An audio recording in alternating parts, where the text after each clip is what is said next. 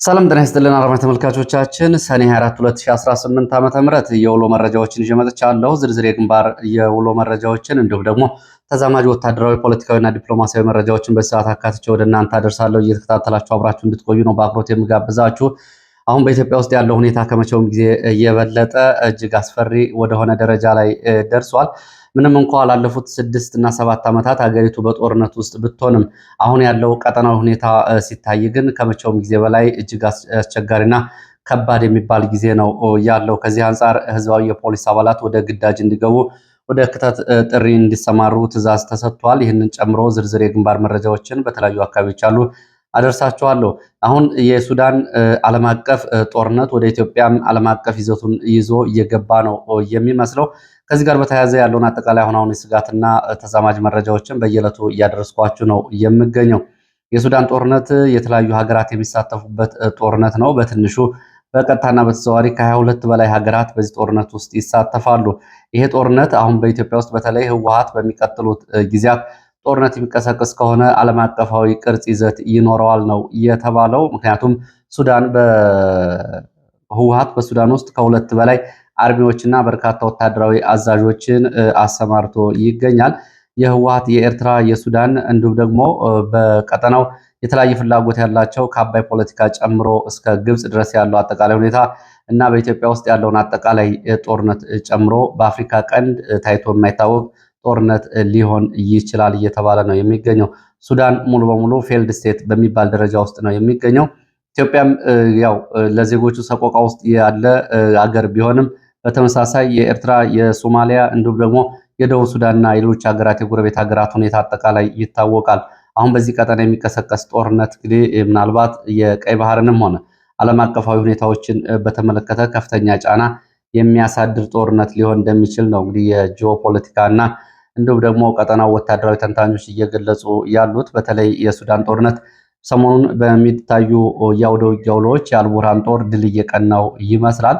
በተከታታይ ሰኔ መጀመሪያ እስካሁን ድረስ እስከ ሰኔ 30 ድረስ በፈረንጆቹ አቆጣጠር በተደረጉ ውጊያዎች ከ500 በላይ ተሽከርካሪዎችን ማውደሙን እንዲሁም ደግሞ በርካታ ወታደራዊ አዛዦችን መማረኩን እንዲሁም ደግሞ ከጥቅም ውጭ ማድረጉን እየገለጸ ነው የሚገኘው። ይህ ጦርነት በኢትዮጵያ ውስጥ ያለው ጋር በቀጥታና በተዘዋዋሪ የራሱ ተጽዕኖ ይኖረዋል። ለማንኛውም ቀጠናዊ ሁኔታዎችን በተለያየ በመረጃዎች እየደገፍን በሌላ ጊዜ እናቀርባለን። ወደ መረጃዎች ሲሄድ በደቡብ አፍሪካ ያለው አጠቃላይ ሁኔታን በተመለከተ የተለያዩ መረጃዎች እየወጡ ነው። መጀመሪያ በደቡብ አፍሪካ የምትኖሩ ኢትዮጵያውያን አሁን ካለው አጠቃላይ ሁኔታ አንጻር ራሳችሁን ለመጠበቅ መረጃዎችን በመለዋወጥ የጥንቃቄ እርምጃዎችን እንድትወስዱ ማሳሰብ ያስፈልጋል። በደቡብ አፍሪካ እየተደረገ ያለው ጸረ ስደተኛ ተቃውሞ በሌሎች የአፍሪካ ሀገራት ላይም እንደዚሁ ስጋት ቢሆንም አሁን ባለው ሁኔታ ግን ደቡብ አፍሪካ ውስጥ ያለው ሁኔታ እጅግ አሳሳቢ ነው። ከዚህ አንጻር ኢትዮጵያውያን ራሳችሁን እንድጠብቁ ማለት እፈልጋለሁ። ወደ መረጃው ሲሄድ በደቡብ አፍሪካ ዛሬ ጸረ ስደተኛ ተቃውሞ ሰልፎች እየተደረጉ ነው የሚገኙት። በደቡብ አፍሪካ ስደተኞች እንዲወጡ የሚጠይቅ ሰልፍ በተለያዩ ከተሞች ተደርጓል። በደቡብ አፍሪካ ዋና ዋና ከተሞች ሰነድ የሌላቸው ስደተኞች ከሀገሪቱ ለቀው እንዲወጡ የሚጠይቁ ሰልፎች ቢደረጉም በዋናነት ግን ሰነድ ያላቸውንም ሆነ ንግድ ፍቃድ ያላቸውንም ጨምሮ ከፍተኛ የሆነ የጸረ ስደተኛ ተቃውሞና ፍላጎት መኖሩ ነው የሚታየው። በጆሃንስበርግ እና በደርባን ከተሞች ሊፈጠር የሚችል ግጭትን ለመግታት የሀገሪቱ መንግስት ከ25,000 በላይ የፖሊስ ሰራዊት አሰማርቻለሁ ቢልም አሁን በርካታ ስደተኞች ችግር ውስጥ መሆናቸውን የሚገልጹ መረጃዎች ናቸው ያሉት። በተለይ እንደ ኢትዮጵያ ያሉ ሀገራት የመንግስቶቻቸው ፈጣን ምላሽ ባለመስጠታቸው በርካታ ዜጎች በአስቸጋሪ ሁኔታ ውስጥ መሆናቸው ይታወቃል። ናይጄሪያ፣ ጋና፣ ማላዊ፣ ዚምባብዌ ዜጎቻቸውን በአውቶቡስና በአውሮፕላን ከደቡብ አፍሪካ እያስወጡ ነው የሚገኙት። በሌላ በኩል ኢትዮጵያን ጠመንጃ ታጥቀዋል የሚለው በደቡብ ሱዳን ማህበራዊ ሚዲያዎች ከፍተኛ መነጋገሪያ ሆኗል። አንድ የአጥቢያ ገበያ አካባቢ አንድ ኢትዮጵያዊ ጠመንጃ ይዞ መታየቱን ተከትሎ ኢትዮጵያን ጠመንጃ ታጥቀዋል በሚል ከፍተኛ አይን ውስጥ የሚያስገባ ማህበራዊ ሚዲያ ዘመቻ መከፈቱን መረጃዎች ያሳያሉ። ከዚህ አንጻር ኢትዮጵያውያን በደቡብ አፍሪካ የምትኖሩ ኢትዮጵያውያን መረጃዎችን በመለዋወጥ ራሳችሁን በማደራጀት የጥንቃቄ እርምጃዎችን እንድትወስዱ በድጋሚ ማሳሰብ ያስፈልጋል። ደቡብ አፍሪካ እንግዲህ የኢትዮጵያ ውለታዋ ይሄ አልነበረም። ደቡብ አፍሪካ እና ሌሎች የአፍሪካ ሀገራት ከቅኝ አገዛዝ ነፃ እንዲወጡ በተለይ በአፓርታይድ አገዛዝ በደቡብ አፍሪካ የተፈጸመው ይታወቃል። ከዚህ አገዛዝ ነፃ እንዲወጡ በተከታታይ ከአፄ ኃይለሥላሴ እስከ መንግስቱ ኃይለማርያም ድረስ የተደረጉ ተከታታይ ወታደራዊ፣ ዲፕሎማሲያዊ ድጋፎች በቀላሉ የሚታዩ አይደለም። የደቡብ አፍሪካ የነፃነት አባት ተብሎ የሚጠራው ኔልሰን ማንዴላ የትጥቅ ትግል ጠመንጃ አፈታትና የነፃነት ተጋድሎውን እንዲሰለጥን የመጀመሪያ ስልጠና የተሰጠው በኢትዮጵያ ታጠቅ ተብሎ በሚጠራው በአዲስ አበባ ታጠቅ የማሰልጠኛ ትምህርት ቤት ነው። ከዚህ አንጻር እንግዲህ ምንም እንኳ ዘመን ተለዋጭ ሆኖ ኢትዮጵያውያን ስደተኛ አሁን ደቡብ አፍሪካውያን ደግሞ ይህን እያደረጉ ቢሆንም ጥንቃቄ ማድረግ ያስፈልጋል። ወደ ሌሎች መረጃዎች ሳልፍ እብናት የሚገኙ በደቡብ ጎንደር እብናት ከተማ ነዋሪዎች እባክህን ቅሬታ አድርስልን ብላችሁኛል። ምንም እንኳ በጦርነት ውስጥ ላለ ማህበረሰብ እንደዚህ አይነት ጥያቄዎች ተዛማጅ ቢመስሉም ግን የብልጽግና ሰዎች አካባቢውን ከመልሰው ከተቆጣጠሩ በኋላ ይህንን አቅርቦት አለማሟላታቸው እጅግ አሳዛኝ ነው። የእብናት የኔትወርክ የውሃ አቅርቦት ሙሉ በሙሉ መቋረጡን ተከትሎ ከፍተኛ ምሬትና ሮሮ እየተሰማ ነው የሚገኘው። ከከተማው የመብራት መጥፋት ቀደም ሲል 24 ሰዓት ኤሌክትሪክ አገልግሎት የነበረው ከተማው በሁለት ሳምንት ውስጥ በቀን 30 ደቂቃ ብቻ ነው መብራት የሚበራው። አልፎ አልፎ አንድ ሰዓት ይሆናል። በመሆኑም የዕለት ጉርሳቸውን ከኤሌክትሪክ ጋር ያያያዙ ዜጎች ህይወታቸው ከፍተኛ ሁኔታ ተናግቷል። የኔትወርክና የባንክ አገልግሎት መቋረጥም ከመብራት መጥፋት ጋር በተያያዘ የቴሌኮም ኔትወርክ ሙሉ በሙሉ በሚባል ደረጃ በመቋረጡ በአካባቢ የሚገኙ ባንኮች አብዛኛውን ሰዓት አገልግሎት መስጠት አቁመዋል። የውሃ እጥረት አጠቃላይ ለ3 ወራት ተቋርጦ የቆየው ውሃ በአካባቢ ነዋሪዎች በግላቸው በማዋጣት ቆጣሪ አሰርተው ከእያንዳንዳቸው 400 ብር በቆጣሪ አዋጥተው ውሃውን ቢያስጠግኑም አሁን መልሶ ውሃው አቅርቦቱ ተቋርጧል። በዚህ ችግር ውስጥ እንገኛለን በሚል ይህንን ድምፅ አሰማለን ብላችሁኛል። ያው እንግዲህ በጦርነት ውስጥ ያለ ህዝብ በዚህ ሁኔታ ብዙ ወደሎች ናቸው የሚደርሱበት።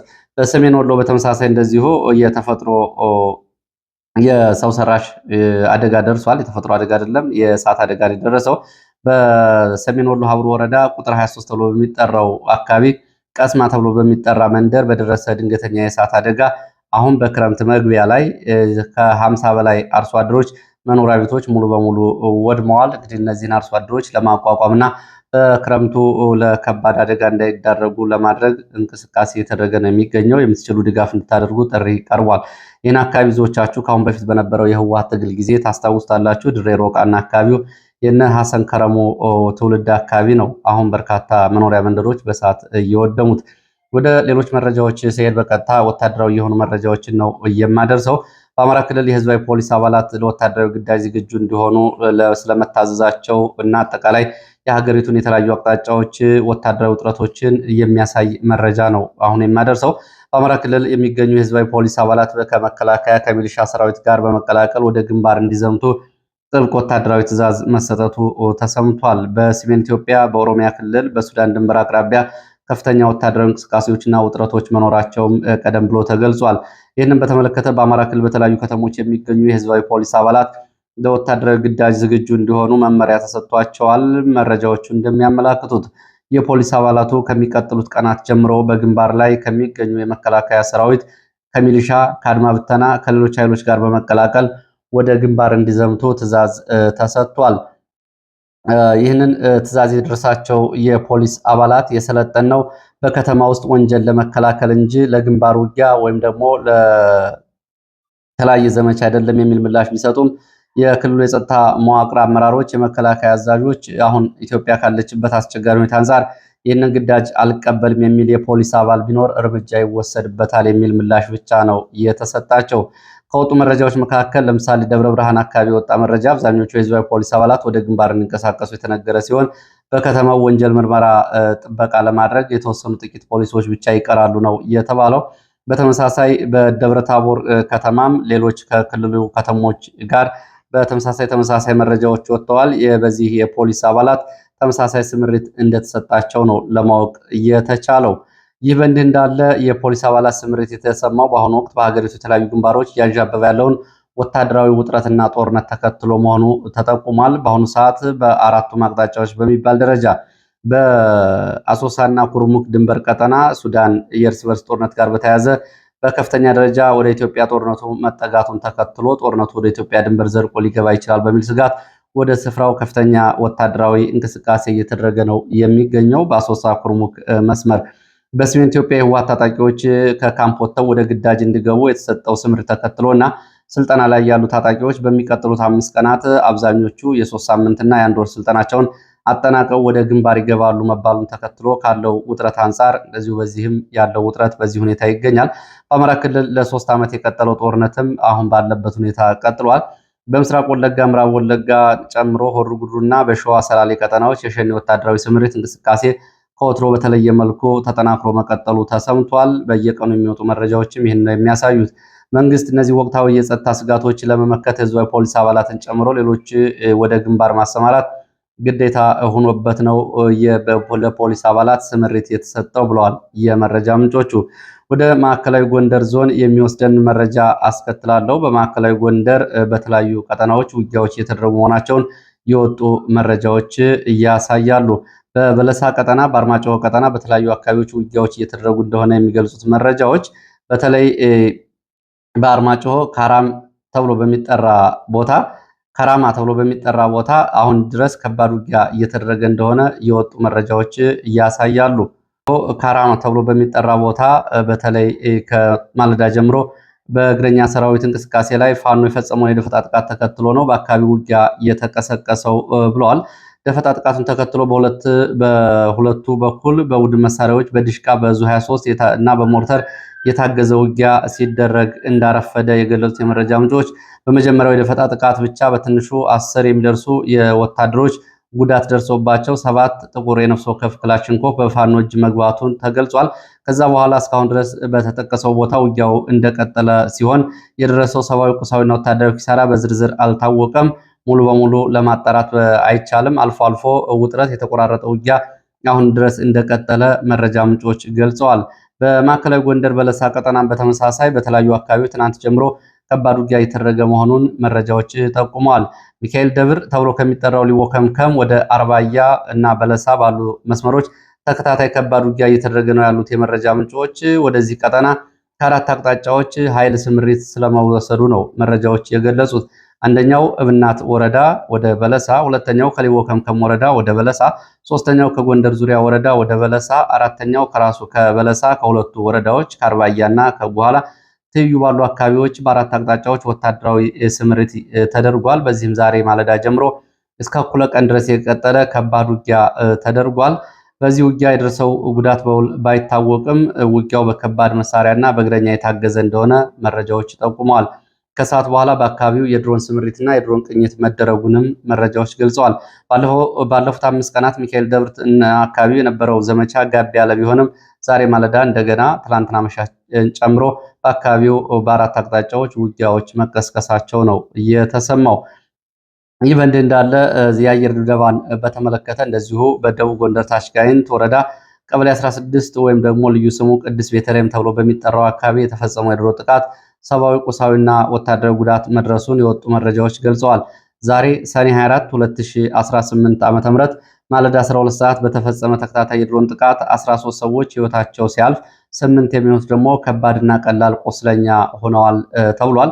የሟቾች አሃዛዊ ቁጥር ሊጨምር እንደሚችል የገለጹት የመረጃ ምንጮች የድሮን ጥቃቱ በተደጋጋሚ 2 ጊዜ የተፈጸመ እንደሆነ ገልጸዋል። የድሮን ጥቃቱ የተፈጸመበት ትምህርት ቤት ቤተክርስቲያኑ አቅራቢያ የሚገኝ እንደሆነ ሲገለጽ በኢትዮጵያ ውስጥ ካሉት ነባር ቅርሶች አንዱ የሆነው ቅድስት ቤተልሔም ቤተክርስቲያን አቅራቢያ ነው የድሮን ጥቃት የተፈጸመው።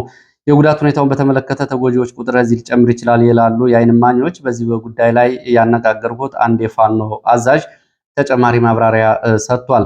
በቅድስት ቤተልሔም አካባቢ የተፈጸመው የድሮን ጥቃት በተመለከተ አንድ የፋኖ አዛዥ ለኢትዮ ፎከስ ተጨማሪ ማብራሪያ ሲሰጥ ጥቃቱ ዙሪያ መረጃ ሲያስተላልፉ የነበሩ 2 ግለሰቦች ቀደም ብሎ በደረሰ ጥቆማ መሰረት ራቅ ብለው ከጥቃቱ 15 ደቂቃ ቀደም ብሎ ስልክ ሲያወሩ እጅ ከፍንጅ በቁጥጥር ስር ውለዋል ሲል ምላሽ ሰጥቷል። ግለሰቦቹ ከጥቃቱ ጋር በተያያዘ የስልክ መረጃዎችን ሲያስተላልፉ እንደነበር መረጋገጡንም ጠቅሷል። አዛዡ አክሎም በፋኖ ይዞታዎች፣ በፋኖ ካምፖች፣ የፋኖ ማዘዣ ማዕከላትና በፋኖ አጠቃላይ ወታደራዊ እንቅስቃሴዎች ላይ ጥቃት እንዲፈጸም መረጃ የሚያቀብሉ ሰርጎ ገቦችን የመከታተል በቁጥጥር ስር የመዋል ስራ ተጠናክሮ ሊቀጥል ይገባል። እኛ በዚህ ምክንያት ዋጋ ከፍለናል ሲል ነው የተናገረው። በአሁኑ ወቅት በተለያዩ ቀጠናዎች ተመሳሳይ የስለላ ተልዕኮ ያላቸው ሰዎች በብዛት ሰርገው ስለመግባታቸውም ከተያዙ ሰዎች ጥቆማ አግኝተናል ሲልም ይህን ገልጿል። እነዚህ አካላት እንዳስፈላጊነቱ በቀን አንድ ጊዜ፣ ሁለት ጊዜ እንዲሁም በተከታታይ መረጃ የሚቀበሏቸው ሰዎች ጋር ልዩ ልዩ የስልክ፣ የመልእክት፣ የድምፅ ቅጅ ልውውጦችን ያደርጋሉ ሲል ነው የገለጸው። ከዚህ ምርመራ ማረጋገጥ የተቻለው ይህንን እንደሆነ ገልጿል። እንግዲህ በአካባቢው ያለው አጠቃላይ ሁኔታ በተለይ ከደህንነት አንጻር የዛሬ 3 ዓመት ጦርነቱ ሲጀመር ስለ ፋኖ ይሰጡ የነበሩ የደህንነት ጉዳዮች አሁንም እንዳልተፈቱ ነው ይሄ የሚያሳየው። አሁንም ብዙዎቻችሁ የብልጽግና የሚዲያ ሰራዊት የሚለቃቸውን የድምፅ ቅጂዎች እየሰማችሁ እንደሆነ ገምታለሁ። ብዙ ማህበራዊ ሚዲያ ላይ ይለቀቃሉ። ይሄ የሚያሳየው አሁንም የፋኖ አባላት የፋኖ መሪዎች በተለይ የኢትዮጵያ ቴሌኮሙኒኬሽን መንግስት በሚቆጣጠረው የኢትዮጵያ ቴሌኮሙኒኬሽን ወታደራዊ ትዕዛዞችን፣ ወታደራዊ ስብሰባዎችን፣ ሚስጥራዊ ኦፕሬሽኖችን፣ ስምሪቶችን ሲሰጡ ይታያል። ዛቻዎችን ሲያሰሙ ይሰማል።